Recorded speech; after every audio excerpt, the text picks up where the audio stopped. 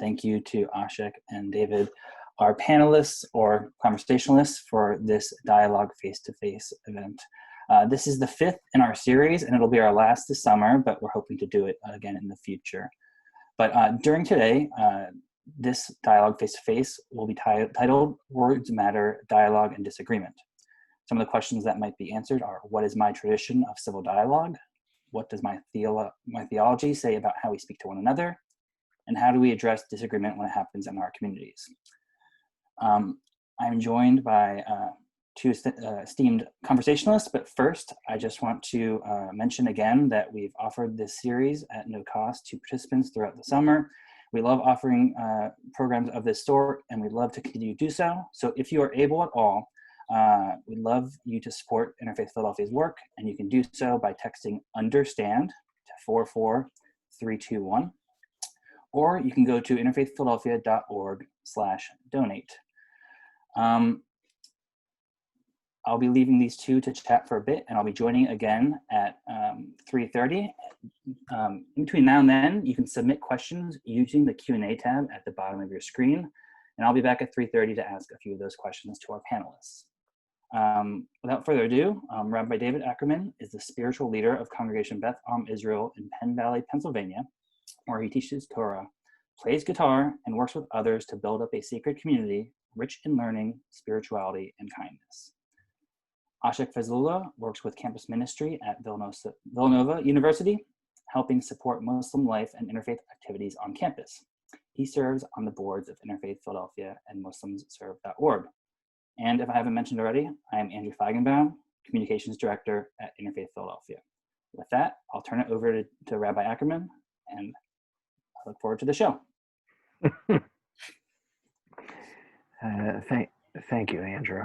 And hello, Asheq. Good afternoon. Good to see you. Good to see you again. Really beautiful to be with you and to engage in some conversation about a topic that our traditions really very much share in common, a great deal of focus. So I know that you've got a screen to share, and I think I'm going to do the same and put a couple of verses out there and a couple of pieces of text to open up our conversation. But before the screen goes up, I want to provide just a bit of an answer to one of the questions that Andrew already posed, which is, what's the theology around speech? Is there a theological connection?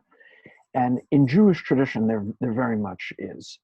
The opening passage of the Hebrew Bible is the story of creation, and in that story of creation, God creates the entire universe simply by speaking. The most famous line, of course, is the first one, the first day. God said, "Let there be light," and there was light, just like that. Right? God said, and there was. The early rabbis have a teaching, quite famous teaching, that indicates that be'asara ma'amarot nivra ha'olam. In Hebrew, in 10 statements, the world was created, or the universe was created. Statement is an interesting challenge to readers of that original biblical text, because actually in Genesis 1, God speaks only 9 times. So the question is, what's the 10th statement? And commentators, as you might imagine, have a lot of fun with that, or have had a lot of fun with it over the centuries. But utterances, statements, create worlds. Speech, in other words, create worlds. The rabbis actually refer to God as Baruch she'amar v'haya ha'olam. Blessed is the one who spoke and the world came into being. Baruch she'amar v'haya ha'olam. That's the theology, right? God speaks, the world comes into being. We speak, worlds, with I guess a lowercase w, come into being. So speech is enormously creative. It's also potentially enormously destructive.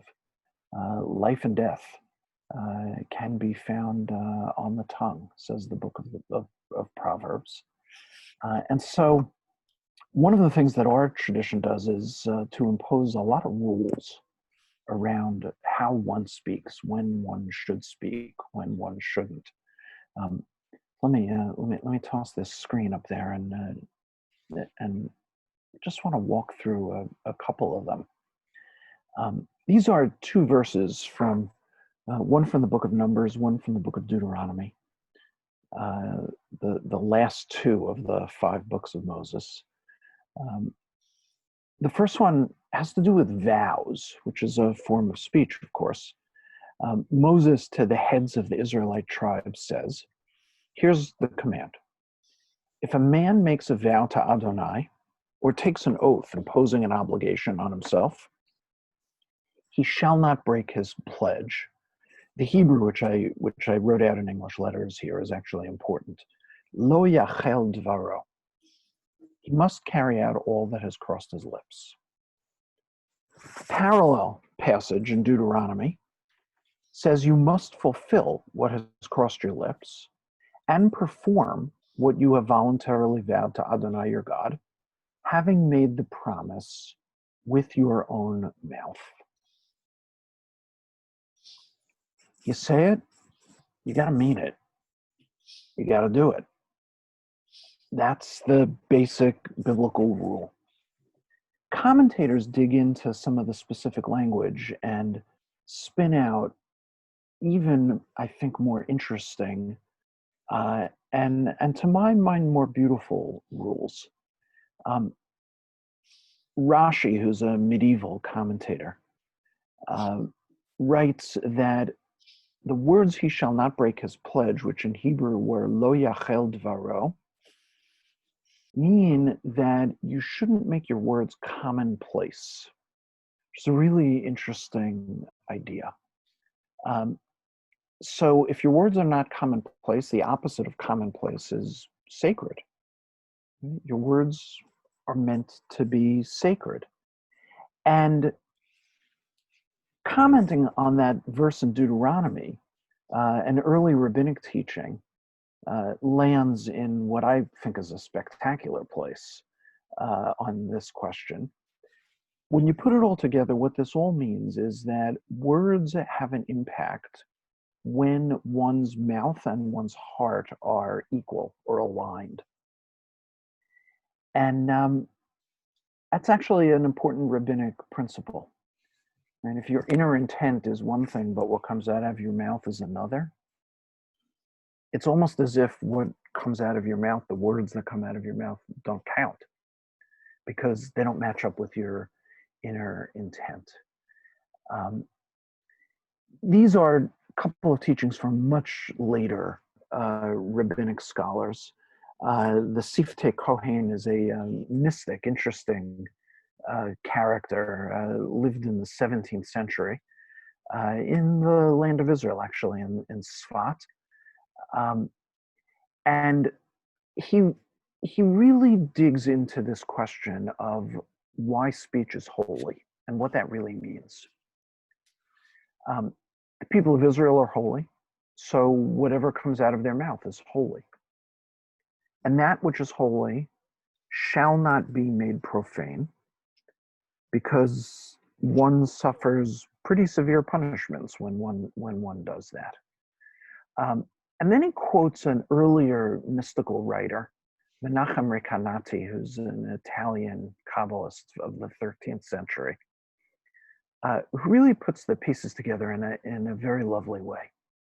Human beings are formed similarly to heavenly forms. Each of their limbs are branches of the supernal tree.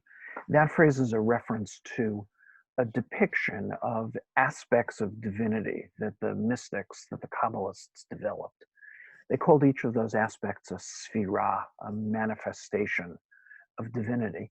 And when that set of manifestations is depicted, it looks like a tree, but can also be superimposed on a human body. So this branch is an arm, and that branch is another arm, and this branch is a foot or a leg, and that branch is another foot, etc. The mouth, which is part of the tree, was created only to speak God's praises and greatness. It's an implement prepared for the glorious King to employ.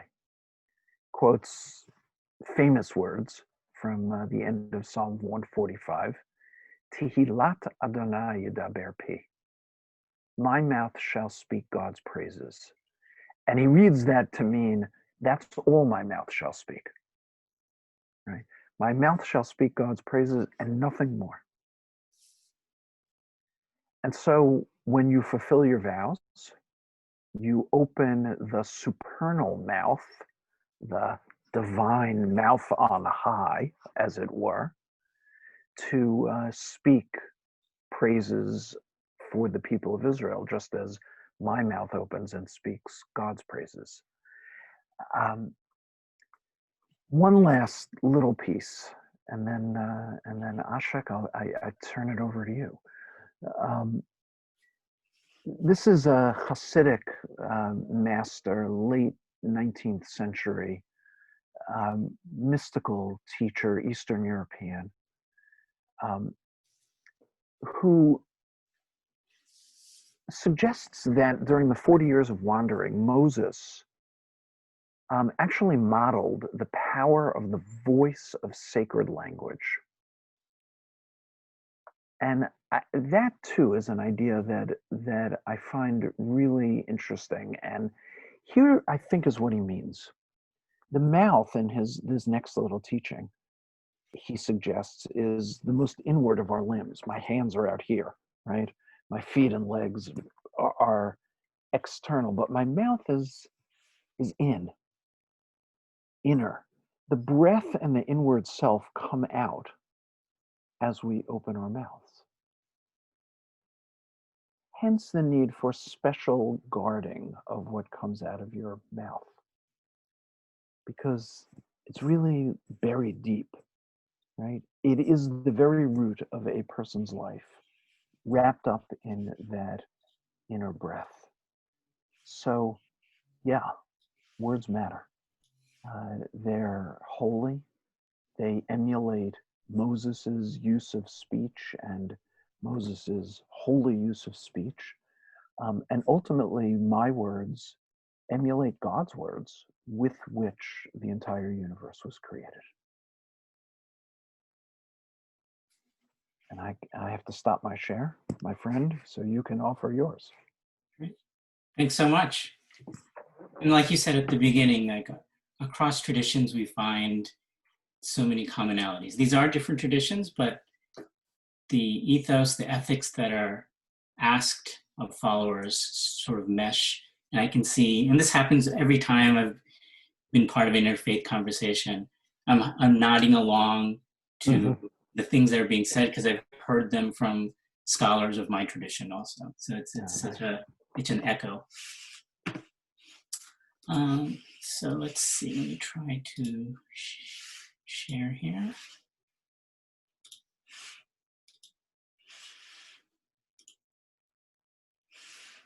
Okay, so did everybody see the title screen here?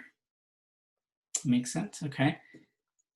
So you know, we're at Interfaith Philadelphia, we're talking about how we talk about speech across traditions. So I'm gonna take a little step back before I talk about my own tradition of Islam and kind of talk about the breadth of speech here. So this is a little excerpt from Hinduism.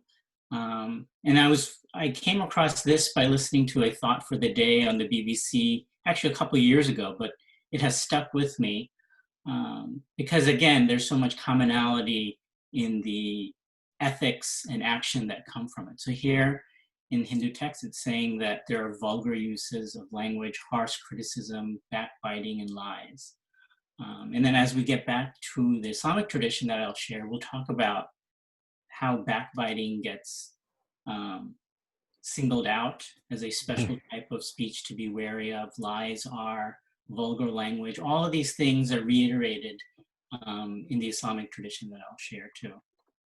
And then one other thing that I found interesting from this excerpt. So saying in the Mahabharata, there's a claim that if you can tolerate verbal abuse without getting angry, then you get the benefit of the transfer of that person's good karma and merits to you, along with the transfer of your demerits to them. Amazing. So again, this is an interesting concept, but, and then I think we've sort of come to appreciate of points of commonality across traditions that revere Abraham, and the Christian tradition, the Jewish tradition, the Islamic tradition. But we're going to find out that these things are even broader than that. We can find them in Eastern traditions. We can find them across all traditions.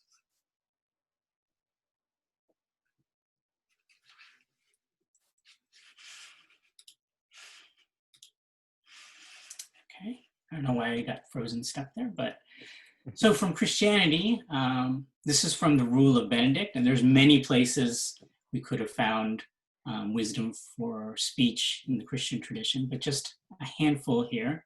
So in a flood of words, you will not avoid sin. Some Proverbs, so maybe reminding us to be judicious with our speech, because the more we talk, the more likely we are to slip up. Something, again, reiterating what David was talking about, tongue holds the key to life and death. Like what we say matters. And then lastly, in James, nobody who fails to keep a tight rein on their tongue can claim to be religious. This is mere self-deception. That person's religion is worthless. Pretty strong statement.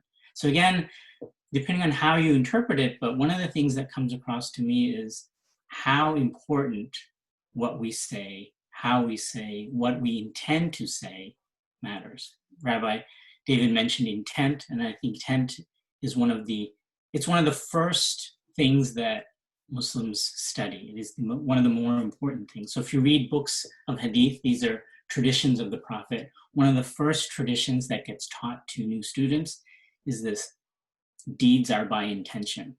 So what did you intend? Because the result may not be fully in your hands.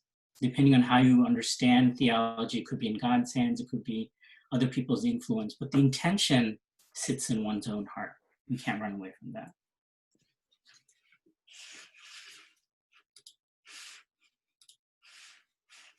So from my own tradition, in the Quran, in Surah Rahman meaning compassion, merciful, this is chapter 55, the first couple of verses say, it is the Lord of mercy who taught the Quran, created humans, and taught them to communicate. So it starts with mercy and compassion. And that's the starting point. I was looking at a online program just yesterday, and it's an educational program, but the sheikh who runs it starts with, we start with compassion, because education without compassion doesn't get you real uplift of the heart or education. So it starts with compassion. So it starts here with the Lord of mercy, and then teaching of guidance, Quran believed to be revealed guidance, and then the creation of humans, and then the point of communication. And so I'll talk a little bit later, but communication is more than just idle speech or naming things. There's a deeper thought here. And then speech as a responsibility. So in Surah Hujurat, this is chapter 49, verse 11, believers, no one group of men should jeer at another, who may after all be better than them. No one group of women should jeer at another, who after all may be better than them. Do not speak ill of one another. Do not use offensive nicknames for one another. How bad it is to be called a mischief maker after accepting faith. Those who do not repent of this behavior are wrongdoers. So again, it's not even, we're talking about lies or backbiting. It's even making fun, and I think we all know there's a gentle ribbing that we have amongst people that are close to our heart. The ribbing of a grandfather to a grandchild, I don't think that's what's being described here. Like jeering to affect to put down, to diminish, to create distance, to create arrogance, right? You jeer by saying, I am better than you. And at that point, our egos are speaking rather than the pureness of our hearts. And again, these are relating back to what we're seeing in other traditions. I think the Hindu tradition was talking about you not being offensive, vulgar language, things like that.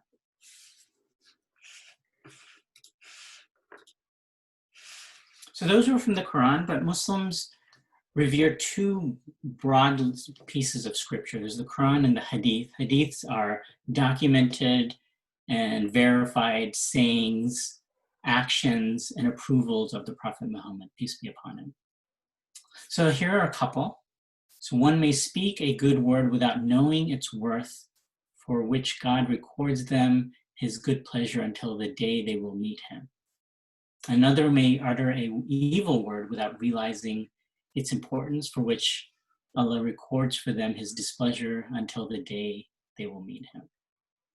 So to me, this spoke of, especially the recipient feels this. Like I can say, I think we all have, I can remember times when somebody has said something probably off the cuff, but it really impacted you.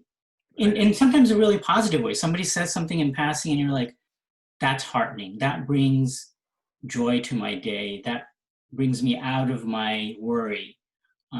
So even something that was said casually can be impactful both ways. And so it's a reminder in a roundabout way of saying, be judicious with one's speech, because things that you take lightly, another may take heavily.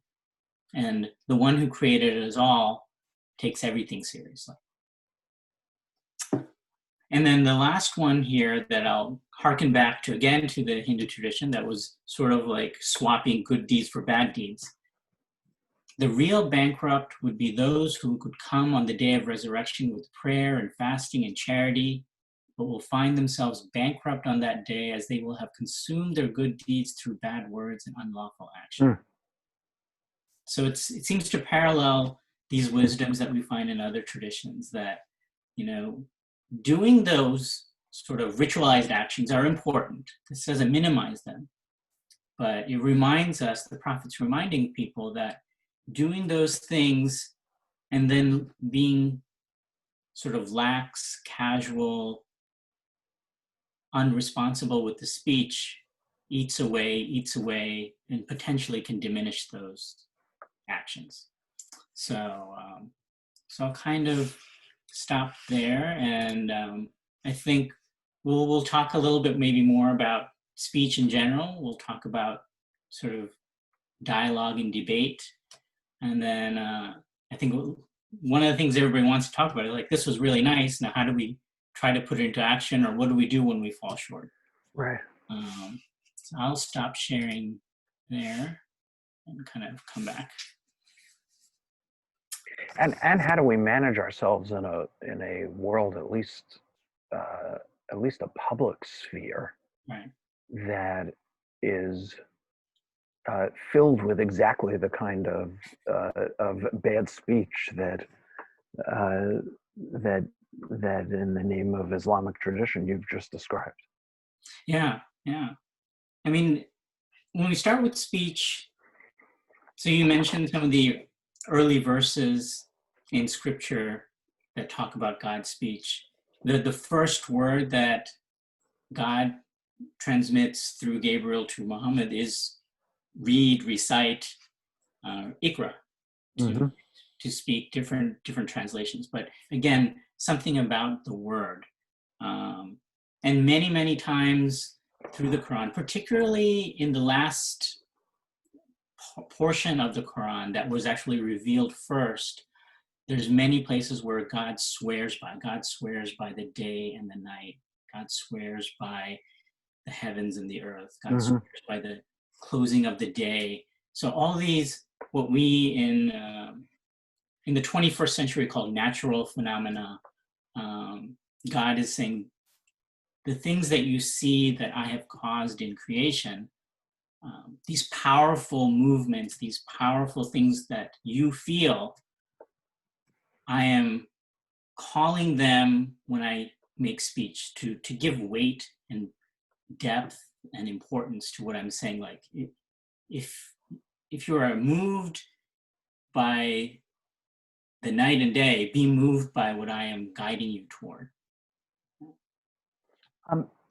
Asheq, are there multiple words for speaking or to speak in classical Arabic? I'm going to say I'm not completely positive. I think so. There's definitely different ways of understanding these things. I'm less facile with the vocabulary of many parts. What gets me thinking about it is the term ikra that that you just mentioned, which has a direct Hebrew parallel, exact same root. And which is actually the opening word of one of the books of the Torah, the third book, Leviticus. In Hebrew is actually called Vayikra, and it begins with God calling out to Moses. So there's calling out is one word. It's not the word that's used in that creation story at the beginning of Genesis, where the verb is lemor or lomar, right, to say or to speak. But the other verb that's used over and over again in the Torah is lidaber, which, right, when God speaks to Moses, it's, it's almost always that verb, although not always. And I don't have an answer, but I kind of something to wonder about if, in what ways those terms maybe describe different ways of speaking or different kinds of speech. And I bet there's something similar in the Quran as well. Yeah. And there's weight to these words. So like many times the Quran reminds the reader that every action and word, but we're going to be focusing on speech, whatever we say is sort of recited back to us. So you will be called to account. And so on that day, you don't want to be cowering, you don't want to be ashamed. So both what you said and those intentions. And I really want to hone in on the intention part of it, because that's something you mentioned also, and something I hear constantly about, the intention. So Muslims, even when they do any action, are asked to make an intention, make a explicit intention. Sometimes some scholars, their opinions that say verbalize it. So say, I intend to pray the late afternoon prayer. Mm-hmm. Some scholars will say, as long as you say it in your heart, it doesn't need to be verbal. But whatever it is, but an explicit intention is made that I'm standing here, I'm making this intention for this act. So whether you start to eat, you start to drive, you start to study, intention is the starting point, because without intention, then the action, the speech, whatever, loses the meaning. That's so beautiful. Later Jewish tradition. I'm not sure this is there biblically. But the rabbis spend a lot of time talking about in sort of inclining one's heart, and that term comes to mean intention or intentionality. And so the centuries later, the mystics actually construct kind of liturgical formulas with which prayer is meant to begin. Right? It is my intention to bless God in this way, and then you say X blessing. Right. And I wonder if those mystics, most of whom lived in the Muslim world, picked up some of that idea from from their Muslim neighbors. Yeah, I mean, we know definitely in periods of time in Spain and North Africa, even in Baghdad, there was Lots of back and forth. a lot of back and forth in conversation. And this intention has meaning not just, as a personal intention, but it's a reminder to the person saying it, to the human being, that these things are not going to happen by their own volition, by human volition, meaning it's God's will whether this will come to pass. I intend to do this. This is my best effort toward that. But when it happens or doesn't, if it happens, I don't get high on my horse saying, I did this. Right. It's a reminder that you made intention, you made effort, and then God granted it in his wisdom. And if it didn't pan out, then not to get overly upset about it and to say it was not granted. There's some wisdom in that maybe if I take time to contemplate, I can find the wisdom in that too. Well, thank you so much so far for a very, very interesting conversation, but we're not done yet.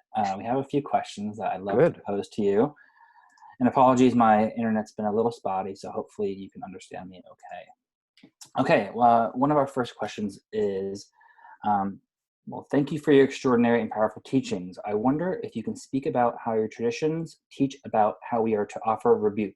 Do the teachings on speech carry over in this realm? As in when to call out publicly and when to call in privately. Rabbi Ackerman or Mr. Fazlullah? Sure, I can start the conversation there. There's instruction for both. It's delicate. There's some instructions traditions that tell us, if you need to correct someone, pull them aside, counsel them with good word, with a good voice. And I think we can all appreciate this. If more often than not, if somebody calls you out in public, there's a 9 out of 10 chance you get defensive. And you're not listening, but you're defending yourself. You're not looking to improve. So there's I won't say that calling out in public is forbidden, but I think it's asked to be done in private. It's asked to be done with good counsel. Find the right time, the right word. Maybe it's not even yourself. Maybe you heard it, but hey, maybe it should come from somebody else. That word will have better impact from another person. But it is a difficult thing. It is a difficult thing to figure out how to do that, how to execute on that, and then how to hold yourself from being overly critical. But there's also, and I spent most of the time on that, but there is traditions of calling out in public too. Very much the same in Judaism. And at least literarily, those traditions are all rooted in one verse, again in the book of Leviticus, which puts together two, I think, quite interesting and maybe helpful pieces. The first half of the verse says, Hocheach tochiach et amitecha, which means something like, reproach your brothers. But then the second half says, don't hate your brother in your heart, which of course can be read in a lot of different ways, right? Do I hate you in your heart by holding it in when I really have something to say to you? Do I think you're a terrible person and I tell you that directly, and I hate you in your heart because you're a terrible person, right? Etc. And it's a really hard balance, right? I mean, how might we correct one another, call one another out, hold one another accountable?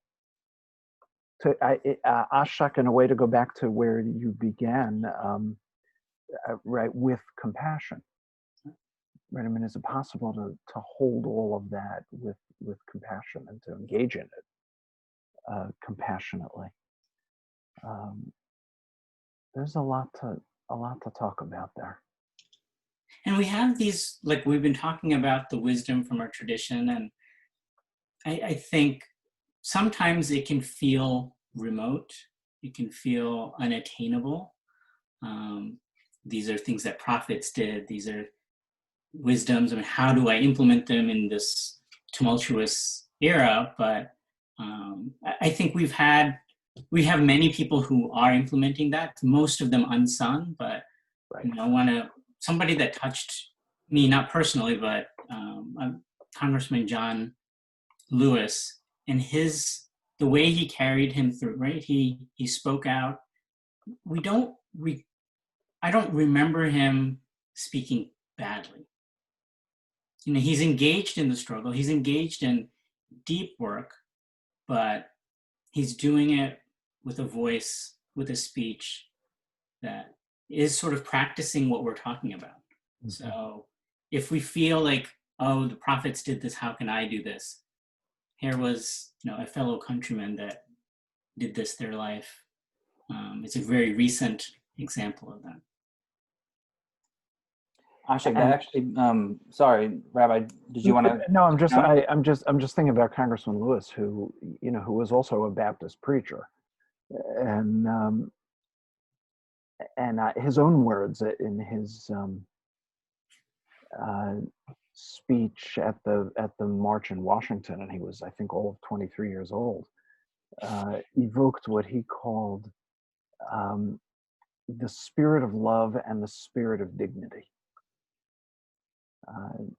Which I think also is not a simple pair to hold together. So that actually is a somewhat perfect segue to one of the next questions I had, which was about speech in its current context. You brought up a current example of John Lewis. And Rabbi Ackerman, you mentioned how speech creates worlds, and when done by us, it's lowercase w. But I was wondering how you see speech, and you're familiar with Interfaith Philadelphia's initiatives of kind of encourage civil conversations. How do you see the world being created today by speech? Among many competing voices in this world.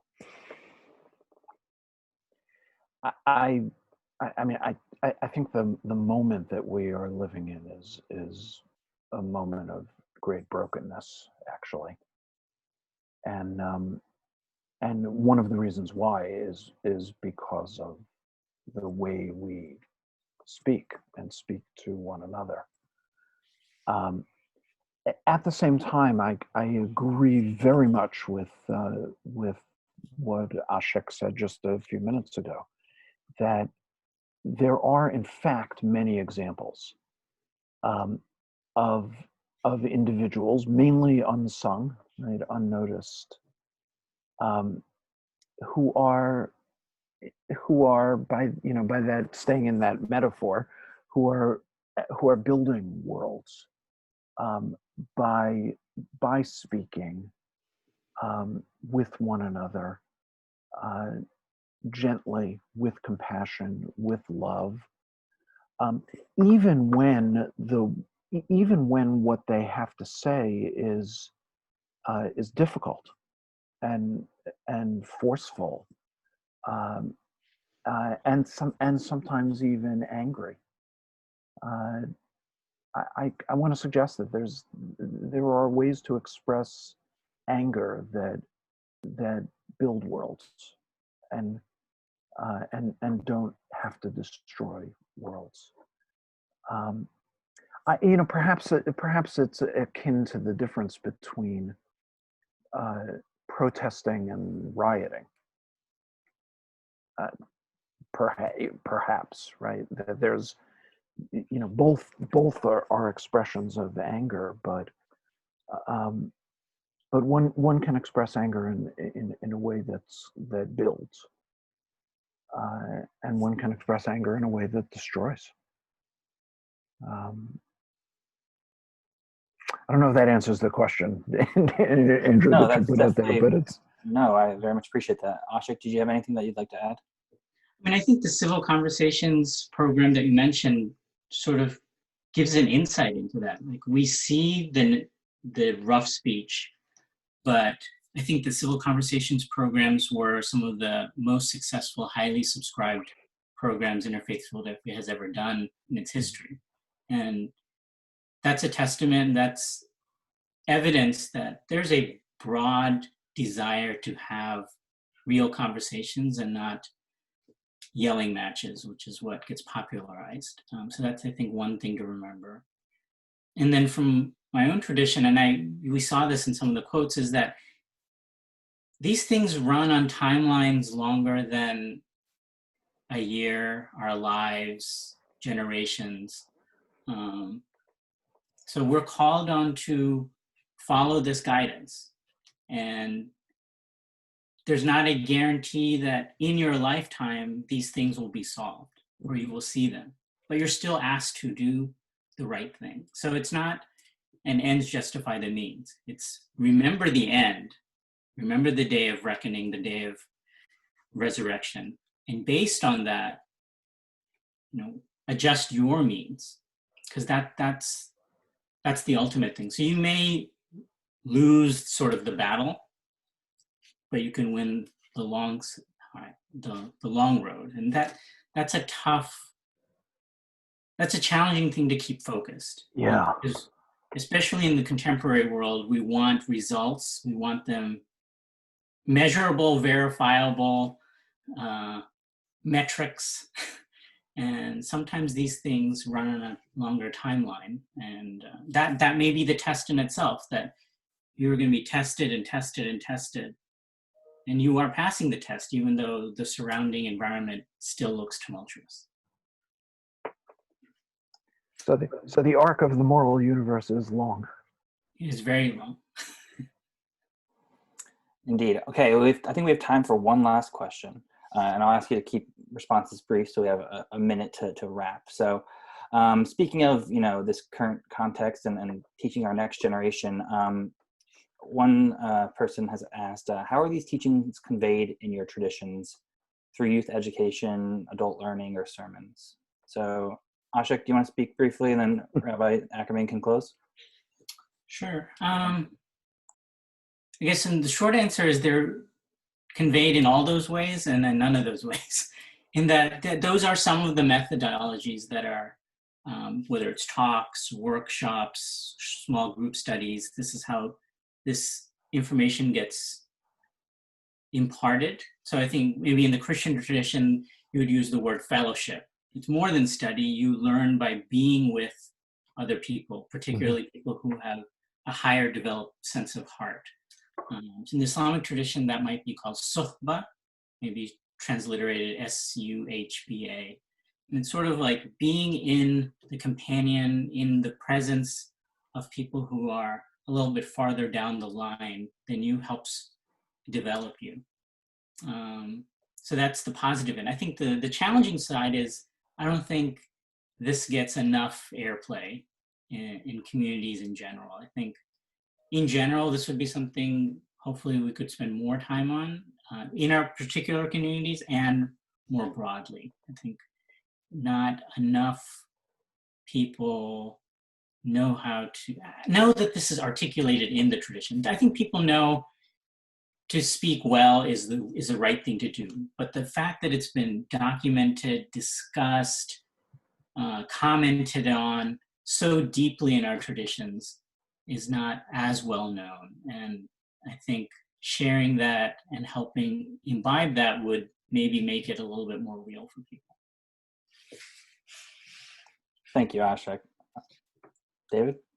So the simple answer to the questioner's question is yes, yes, and yes. But the deeper answer is much along the lines of what Asheq has just shared. There's a mimetic component to this that I think is really the crucial one, right? Which is to say that human beings learn by imitation, and so social context is really important. I heard this fascinating thing on the radio yesterday, perhaps others heard it as well, from a biologist who is studying bats and bat behavior. And it turns out that when bats talk to their children, there are changes in tone of voice that can be detected when they want to get their children to do the right thing, whatever that right thing is, right? To hang the right way, to eat the right mouse, to whatever, right? And the comparison to human development is, you know, is really fascinating and I think really important. So in Jewish tradition, there is very much this notion of learning in chavruta, right? You learn in a pair, in a social context, and you disagree with one another over the interpretation of a text or how to carry or understand an idea. But that gets talked out and talked through over and over again. And perhaps even more important than the specifics of that one given idea or one given text is the way in which talk happens, the way in which we can disagree with one another, the way in which we can talk together, which is why I think conversations like these are just so important, particularly at this time. Thank you, Rabbi Ackerman. What a lovely way to wrap it. I feel like I shouldn't even say another word, just so perfectly tied with a neat bow. But I do have a couple more things to say. Thank you again to our conversationalists, Asheq Fazlullah, Rabbi David Ackerman, for a really interesting final dialogue face-to-face in this 5-part series. We would love to offer more. So again, I ask if you're able to support Interfaith Philadelphia for more free programming. You can text understand to 44321, or you can go to interfaithphiladelphia.org/donate. We also have more great programs coming up this fall and winter. We have a facilitated visit to White Rock Baptist Church, another free program happening this coming Sunday. Our Dare to Understand Award honoree, Reverend Stephen Lawrence, and his introductor, Reverend Jay Gardner, were gracious enough to make this happen. We have other programs, civil conversations trainings, difficult conversations trainings, all coming up this fall. We'd love for you to sign up and to stay a part of our work. But with that, thank you again, everyone. I'll make this video recording available afterwards so you can share with friends and family. But take care, and we hope to see you again.